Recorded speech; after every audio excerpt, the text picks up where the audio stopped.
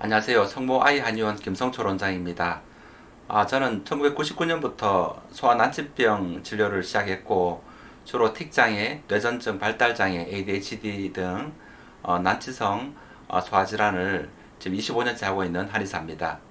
저는 2009년부터 동국대학교 한의학과에서 강의를 하고 있고 그리고 동대학원에서 박사학위를 받았습니다. 그리고 보건복지부와 부산대학교와 함께 뇌성마비에 대한 한의학으로 호전될 수 있는지를 검증하였고 거기에 대해서 또 국책사업으로 논문도 발표한 바가 있습니다. 오늘 말씀드리려고 하는 것은 제가 그 틱장이 완치된다라는 이 책을 또 소개를 드리고 틱장이 완치된다 부제는 ADHD 근본 치료인데 제가 틱장애를 치료를 시작한 지도 올해 25년째였고 2003년으로 기억을 합니다. 그때 우리나라도 검색 엔진이 막 발달되면서 제가 틱장애라는 키워드를 검색을 했을 때 국내에 노출되는 한의원은 없었습니다. 그때 처음으로 이제 틱장애를 검색을 시켰고 그래서 그때 국내는 물론 세계 13개국에서 내원할 정도로 많은 임상 경험을 가지게 되었습니다. 처음부터 틱장애를 하려고 했던 건 아니었고 제가 99년 3월에 개업을 했었는데 그때는 우리 애들이 감기를 계속 달고 다니는 애들이 많았고 그리고 이제 사회적으로도 항생제의 장기 복용에 대한 문제를 많이 지적하고 있었습니다. 그래서 환자분들 입장에서는 아기가 이제 감기 걸렸는데 계속 약을 먹는데도 불구하고 감기를 달고 다니고 또 약물에 의해서 또 뭐 소화불량이 오거나 또 피부가 안 좋아지거나 이렇게 진행되는 질환들이 많았습니다. 뭐 의학용어로 알레르기 행진이라 하지 않습니까? 그래서 그 아이들을 치료하는 과정에서 애들이 뭐 눈 깜빡이고 소리도 나고 이랬었고 심지어 심한 아이들은 얼굴이나 눈도 많이 심하게 이렇게 떨고 또는 소리도 너무 커서 우리 예전에 그 병원이 5층에 있었는데 1층에 나타나면 소리가 이미 들려요. 그런 아이들을 자연스럽게 보게 되었고 그런 아이들을 치료하면서 감기를 근본 치료해 줬습니다.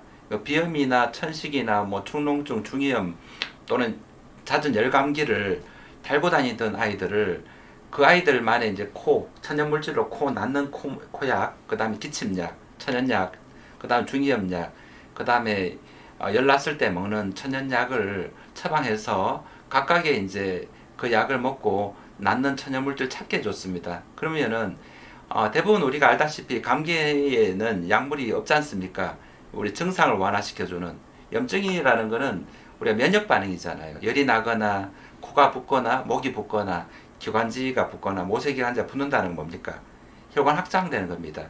뭔가 외부에서 바이러스나 세균이 우리 몸에 들어오면은 우리는 이겨내야 되지 않습니까? 이겨내기 위해서 혈관 확장을 시도합니다. 혈관 확장을 왜 시도합니까?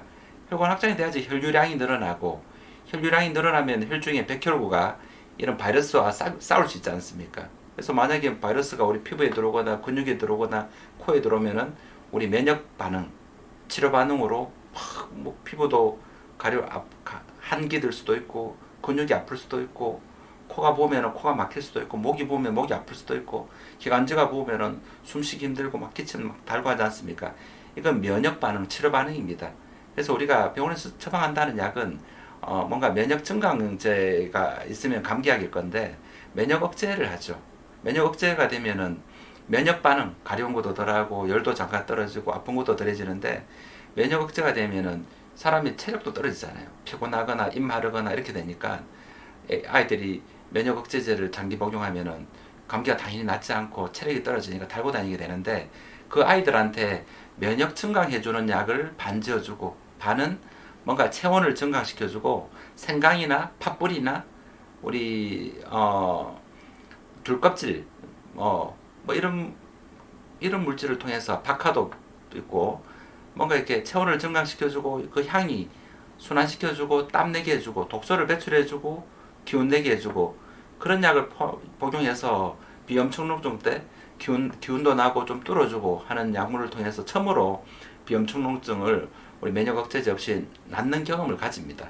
그러면은 더 이상 이제 우리 화학약품 없이 비염축농증 또는 기침, 뭐 중이염, 열감기에 있어서 화학약품 없이 이제 이겨내게 되고 그랬더니 그 아이들이 비염이나 우리 기침만 좋아지는 게 아니고 틱도 같이 좋아졌던 경험을 갖고 있습니다.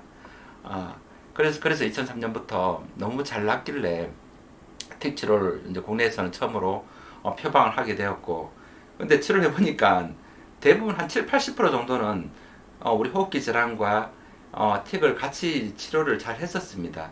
근데 20, 30% 정도의 굉장히 난치성, 오랫동안 진행됐던 뭐 뚜렛 증후군이라든지 가벼운 이 아니고 심각한 이라는 큰 소리를 내는 그런 음성 틱들은 정말 치료한 사람도 힘들고 치료받는 친구도 너무 힘들고, 아직도 기억이 나는데 심한 경우에는 무슨 다락 호흡하는 데 가서 이렇게 사이비죠, 그런 데 가서 많이 이렇게 사기도 당하고, 그 다음에 굿하는 데 가서 굿까지 하고, 그런 경우도 저는 봤습니다. 그래서 저도 이제 치료를 누적하면서 이 경험 처방이 자꾸 늘어났습니다.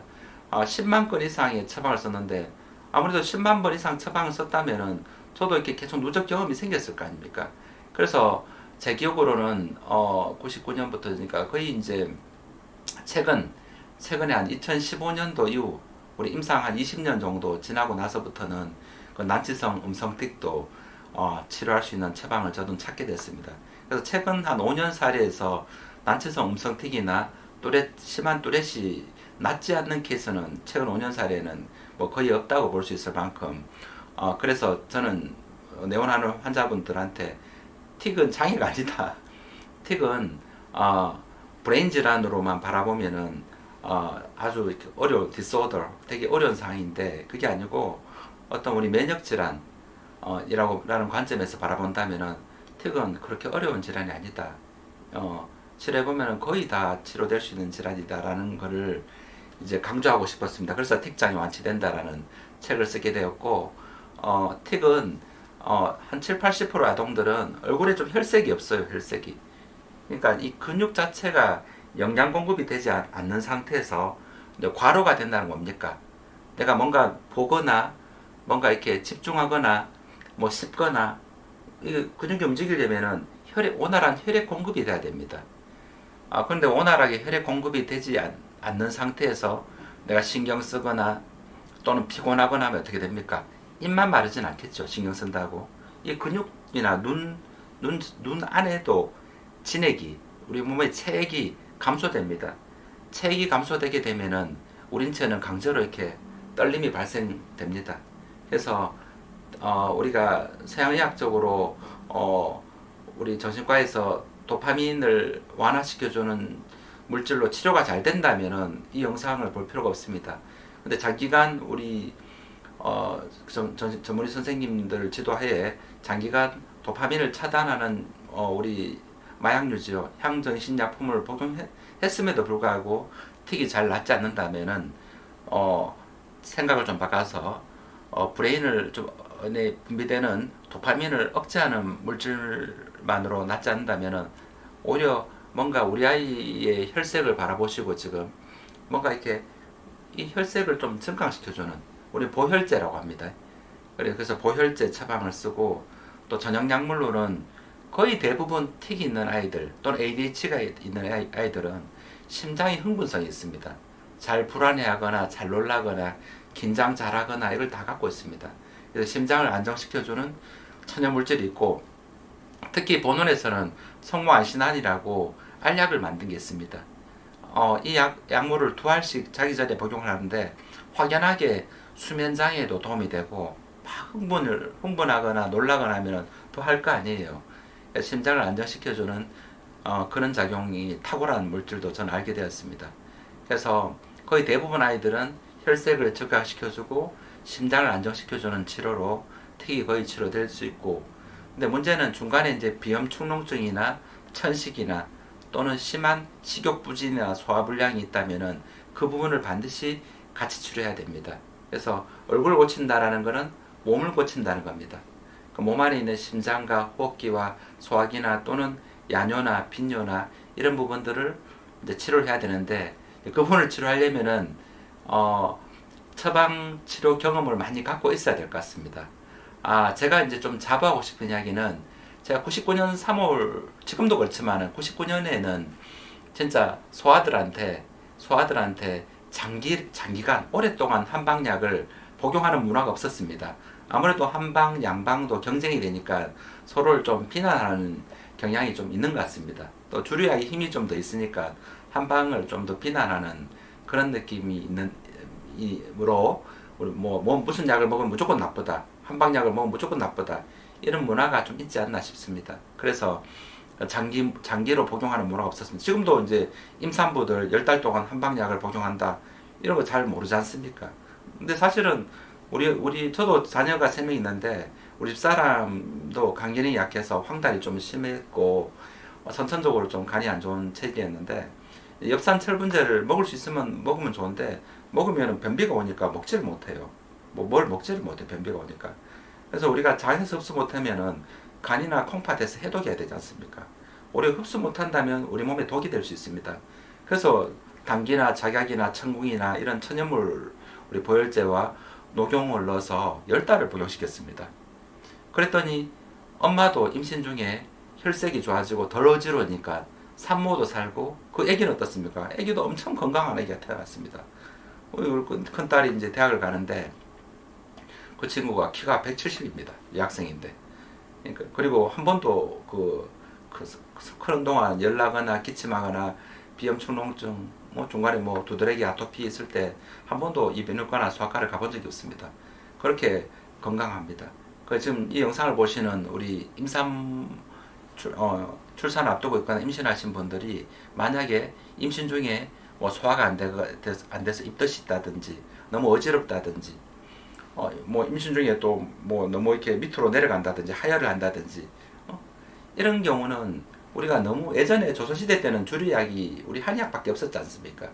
우리가 지금 먹는 쌍화탕이라든지 다 한약입니다. 가수명수라든지 다 한약입니다. 임산부들한테 좋은 당기나 작약이나 천궁이나 지황이나 이런 약들에, 그 다음에 어지럼증이 심하면 녹용이라든지 이런 물질은 정말 좋은 조상의 지혜임에도 불구하고 지금 어떤 자꾸 한약을 폄훼하는 그런 문화가 있다 보니까 우리 한의사 쌤들도 위축돼서 또 잘 안 쓰게 되고, 그래서 저는 당당하게 이야기해 줄 수 있는 게, 임신 중에 정말 이렇게 임산부들 처방 경험이 많은 한의사 쌤 만나서 부담 없이 드시면 됩니다. 지금 농약이나 중금속 이야기를 많이 하는데, 그러면 현미밥을 어떻게 먹습니까? 현미는 정말 덜 깎았기 때문에 껍질을, 정말 중금속 농약이 많을 거 아니에요. 그럼에도 불구하고 고온에서 우리가 그 밥솥에 고온에서 또 이렇게 밥을 하고 하니까 그 부분보다는 우리가 먹어서 영양 섭취로 인해서 지금 고혈압이나 당뇨도 우리 현미밥을 먹는 문화가 굉장히 많지 않습니까? 그걸 이기기 위해서. 마찬가지입니다. 우리 배추나 상추 같이 생거를 먹는 게 아니고 그 농약 다 치잖아요. 약제라는 거는 잔류 중금속 검사나 잔류 농록 검사를 통과를 해야지만 적어도 병의원에 들어오는 규격 약제가 됩니다. 근데 저는 개인적으로 궁금한 게, 통과 못하는 그 황기라든지 인삼도 있을 거 아니에요. 대추도 있을 거 아니에요. 그거 다 버리지는 않을 거라고 봅니다. 그거 어딘가 유통할 거 아니에요. 적어도 병원에 들어오는 생강이나 대추가 되려면은 다른 어떤 곳에 판매되는 것보다는 중금속이나 잔류농약 검사 통과된 물질이고, 그 물질을 또 고온에서 달여 복용합니다. 그래서 그런 약제들이 안 좋다면은 제가 우리 집사람한테 처방을 10달 동안 임신 중에 먹일 일이 없지 않습니까? 그래서 이제 제가 잡아오고 싶은 이야기는 말이 길어졌는데, 저 이전에는 한방약을 1년씩 달아먹고 하는 문화가 없었습니다. 제가 틱을 치료하다 보니 이제 평균적으로 한 1년 정도 복용하는 경우가 있고, 또 고논에는 간질 뇌전증 환자들이 많이 옵니다. 그런 경우도 2, 3년씩 복용하는 게 많고, 심지어 6, 7년 복용하는 경우도 있었습니다. 최근에 의사 부부는 저희 병원에 한 7년 연속 복용했었습니다. 결국 뇌전증이 다 나았습니다. 재발 안 한 지가 지금 한 6, 7년 됐습니다. 그래서 많은 한의사 쌤들이 틱장애를 하고 있고, 그리고 장기 복용을 하고 있습니다. 그래서 처음으로 이제 틱장애를 통해서 한방 약물을 장기 복용하는 문화를 만들었다는 점에서는 저는 굉장히 이렇게 자부심을 갖고 있습니다. 그래서 틱장이 완치된다, ADHD 근본 치료, 이 책은 우리 정신과에서 도파민을 차단하는 물질을 틱약으로 지금 처방하고 있고, 그 다음에 ADHD는 도파민을 증강하는 약을 써서 흥분제입니다. ADHD 치료를 하고 있는데, 그럼에도 불구하고 잘 낫지 않는다면은 좀 더 안전한 천연 물질을 통해서 우리 아이 혈색을 개선해주고 우리 아이 심장을 안정시켜주고 그 다음에 잦은 감기에서 벗어나게 해주고 그 다음에 예전보다 잘 먹게 해서 얼굴 노란 애들이 얼굴이 혈색이 돌아오는 혈색이 돌아오면서 틱도 진정되는 그런 경험도 가지면 좋겠습니다. 그래서 틱은 장애가 아니고 누구나 근본 치료할 수 있는 질환이라는 말씀을 꼭 이 기회에서 하고 싶고 지금 이제 서양의학적 치료도 받고 지금 좀 많은 한의사 쌤들이 뛰어들었기 때문에 한방 치료를 받았음에도 불구하고 안 낫는다고 말을 하시는 분이 많이 있습니다. 그러면은 그런 난치성 틱 장애는 좀 더 경험이 많은 분들한테 치료를 받고 좀 더 이렇게 브레인으로만 바라보지 않고 좀 더 꼼꼼하게 이제 진맥을 통해서 심장 상태, 호흡기 상태, 소화기 상태 또는 우리 대소변 상태를 분석해서 좀 꼼꼼하게 처방할 수 있다면은 제 경험으로는 제가 25년째 하고 있지만은 최근 5년 사이에 낫지 않는 틱은 거의 뭐 있기 어렵습니다. 그래서 틱은 본원에선 더 이상 장애가 아니다 이 말씀을 꼭 드리고 싶습니다.